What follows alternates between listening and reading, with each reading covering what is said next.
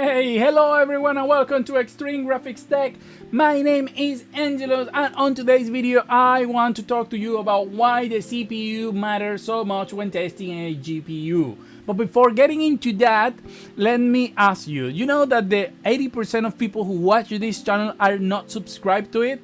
Yes, it's a small channel, but you wouldn't believe how many people watch it without being subscribed. So why not? If you like my content and I don't know, somehow you like me, why not subscribe to it? You will help me a lot to bring more content and to be able to afford the games, to test them and all of that. And all you need to do is just like and subscribe. I'm not asking anything more out of you. It's completely free and you will be helping me a lot. Thank you very much for that. So now, going to the topic of the video. I've been very... Recently, I have not had many ideas for new videos, okay? I've been very... my muse is gone and I have been trying to get it again. However, I want to make this video mostly because I want to have it here in my YouTube channel, so every time I get the same comment on any of my videos, I can point them to this video. And that's about every time I test some GPUs, especially old ones like RX 580 or 6500 XT or 1060, even 2060, I always get people telling me the same.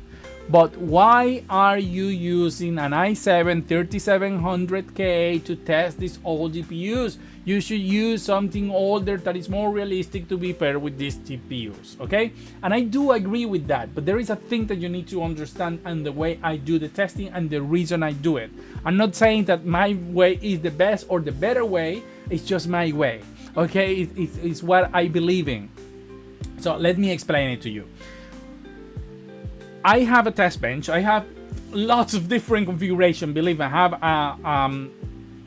around me like 6 or 7 different motherboards. But my main test bench is that one with the i7 3700K, 32 gigabytes of DDR4 3600 megahertz.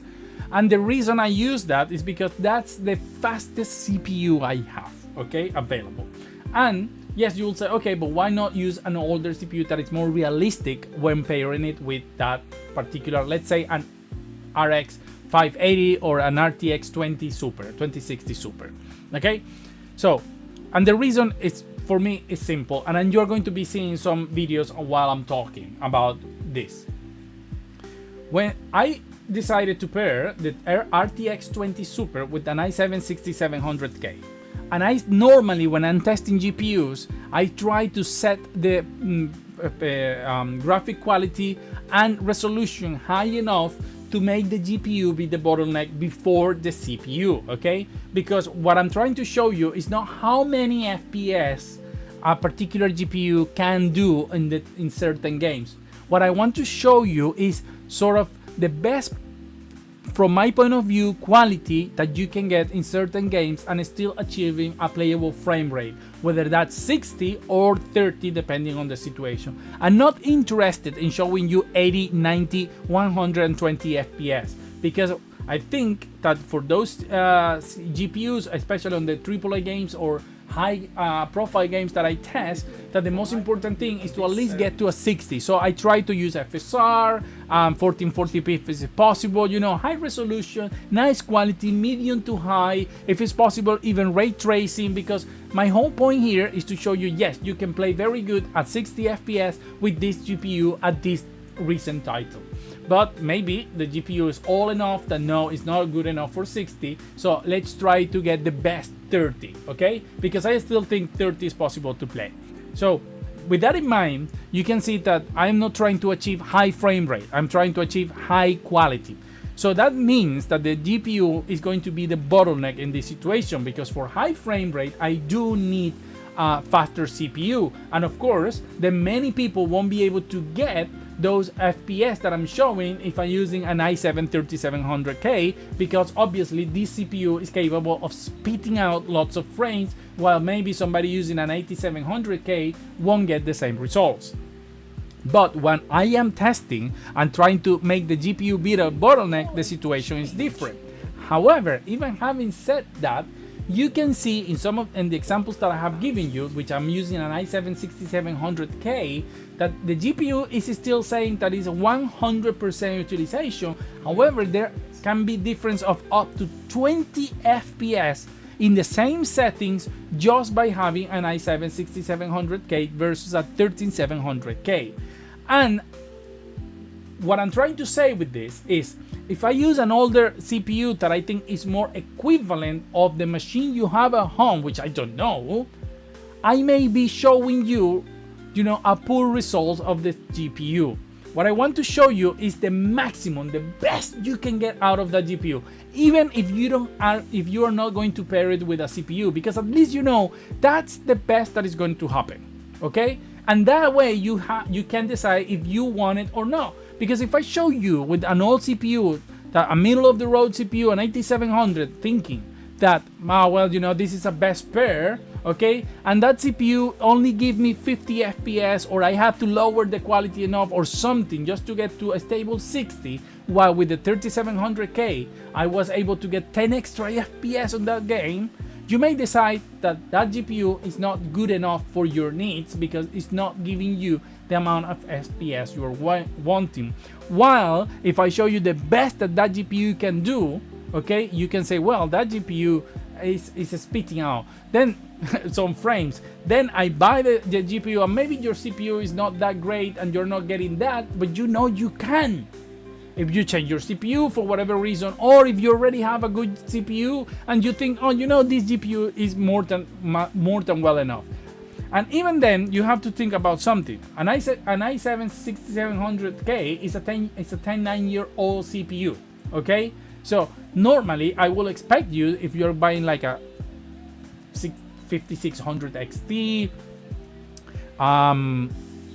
2060, 1080, things like that, to have a better CPU, because even a Ryzen 5 3600 will be faster than i7-6700K. So in many cases, even though I am using the fastest GPU that I can, the GPU is still being the limiting factor, and you don't need to have a 13700K to get the same results. You can probably get the same with a 3600, maybe a 2700X, or maybe a 3700X, maybe an 8700K. So there are many CPUs that are much powerful. Even a 10000, for example, a 10400F may give you the same results, because as I say, I'm testing lower end GPUs, okay, with a high setting, just trying to get to that point.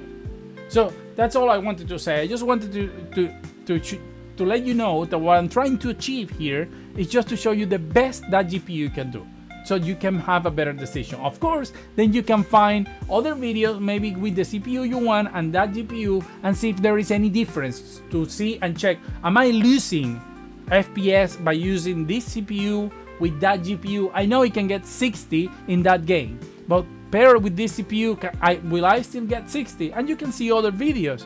And I think that's the important part, to understand if you're losing frames or not. But you know that this is the maximum theoretical frame in certain conditions that you are going to get from that GPU in that game. That's the whole point of the videos, okay? And that, because I think from my point of view, that you will get better information that way. Because as I always say, you shouldn't just watch my videos to take a decision. After or before, you have to check other videos and make like a good comparison to understand where you are at, because obviously no computer is going to be the same as another one, being by the motherboard, being by the RAM you're using, by the CPU you're using, by the driver, by many situations that will change the results. So the idea is always to compare and make it a better idea. So I hope you like this video. I will see you the next time with some other video that I hope I can get my muse back and make something interesting for all of you. Thank you very much, and see you on the next one.